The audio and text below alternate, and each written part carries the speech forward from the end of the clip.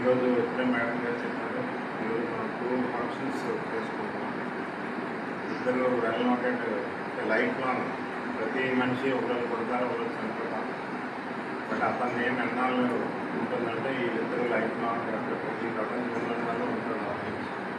మా కంట్రిబ్యూట్ చేసి ఎన్నాళ్ళు జీవించామంటారు, ఎన్నాళ్ళు ఇక్కడ భూమి మీద ఉన్నాము కదా. మన యొక్క లైఫ్కి ఒక వాల్యూ ఉందా లేదా, ఒక వాల్యుయేషన్ ఉందా లేదా, దానికి గుర్తు చేసుకోవడానికి ఇద్దరు ఒకటేమో ఈరోజు జన్మదిన వస్తుంది.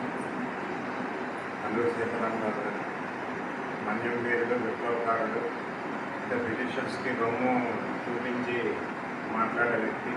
అప్పుడు అంత డేర్ చేసేవాళ్ళు కాదు. అలాగే ట్రైబల్ పీపుల్కి లోకల్ వెపన్స్ ఇచ్చి ఎలాగ ఫైట్ చేయాలి, సొసైటీలో ఎలాగ ఉండాలి, ఎవరైనా సేవ చేయాలని వాళ్ళకి స్కిల్ సెట్ నేర్పిన ఆ వ్యక్తి. లైఫ్ చాలా తక్కువ, 22 ఇయర్సే బతికారు.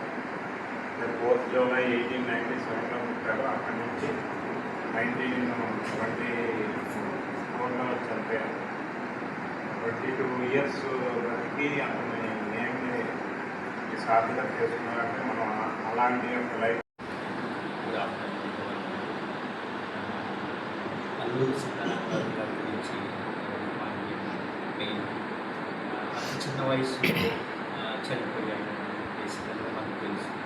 దాంట్లో మనం యంగ్స్టర్స్ స్టూడెంట్స్ మనకి అర్థం చేసుకోవాల్సిన sacrifice for the sake of the people, for the sake of country అనేది బేసికల్గా అర్థం చేసుకోవాలి. బేసిక్గా 85-90 వచ్చినప్పుడు కూడా ఓల్డ్ ఏజ్ పీపుల్ కలిగించిన ఇంకా 10 ఏళ్ళు బతకాలి, ఇంకా 10 ఏళ్ళు బతకాలి, క్లాస్ ఉంది అని జీవితం అని చెప్తారు. కానీ అతను జీవితాన్ని త్యాగం చేసి అతి చిన్న వయసులో చనిపోయాడు. సో అంటే దేశం అంటే అంత ప్రేమ, జస్టిస్ అంటే అంత గౌరవం, అంటే కరేజ్, జస్టిస్ అండ్ సాక్రిఫైస్ అనే 3 వర్డ్స్ని మనం అల్లూరి సీతారామరాజు నుంచి ఈ జనరేషన్ పీపుల్ నేర్చుకోవాల్సిన అవసరం ఉంది. ఎందుకంటే ఈ 3 వర్డ్సే చాలామంది పీపుల్ దగ్గర లేకనమాట, లోపించిపోయి.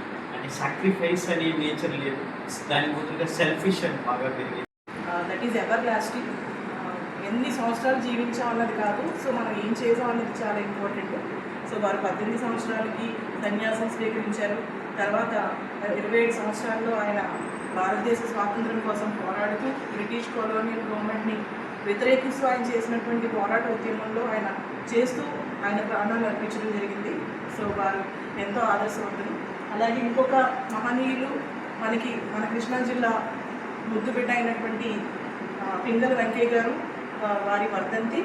దానికి సంబంధించి కూడా మనం ఈరోజు వారికి నివాళులు అర్పించడానికి కూడా ఈ కార్యక్రమాన్ని పెట్టడం జరిగింది.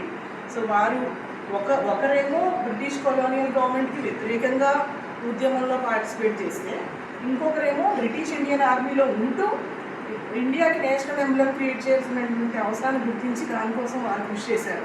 సో వీరిద్దరి ఈ కార్యక్రమాన్ని జరుపుకోవడానికి అవకాశం ఇచ్చినటువంటి మా రెస్పెక్టెడ్ వైస్ ఛాన్సలర్ గారు. వ్యక్తి first Indian flag first model design చేస్తారు. Red, green, white. ముస్లింలు, హిందూస్ ఈ 2 community and other communities white colour indicates. Green Muslims, red most of the Hindus and white other communities. And మన యొక్క ఖాదీ చేనేత symbol కూడా పెట్టి ఫస్ట్ ఫ్లాగ్ డిజైన్ చేశారు. అది స్వరాజ్ ఫ్లాగ్ అని నామకరణం చేసి దాన్ని గాంధీజీ కొద్దిగా మాడిఫై చేశారు. అది అరౌండ్ 1921లో రిలీజ్ చేశారు. తర్వాత దాన్ని డిఫరెంట్ స్టేజెస్లో మారి ఇప్పుడు try colour, green, orange, white and Ashok చక్ర